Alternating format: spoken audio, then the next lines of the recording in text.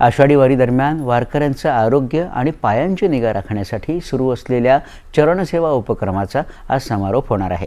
यंदाच्या वारीत राज्याच्या 14 जिल्ह्यातील 4,96,000हून अधिक वारकऱ्यांनी या आरोग्य सेवेचा लाभ घेतला।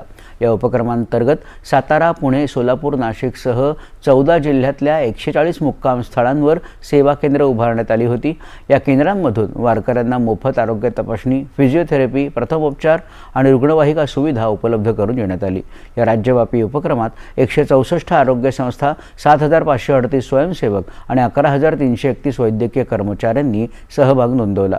वारकऱ्यांच्या चरणसेवेसाठी 3,000 लिटर आयुर्वेदिक तेलाचा वापर करण्यात आला। तसंच 8 फिरत्या रथांद्वारे अवयवदान, रक्तदान आणि शासनाच्या विविध आरोग्य योजनांची माहिती वारकऱ्यांपर्यंत पोहोचवण्यात आली। भारत आणि झिम्बाब्वे दरम्यान काल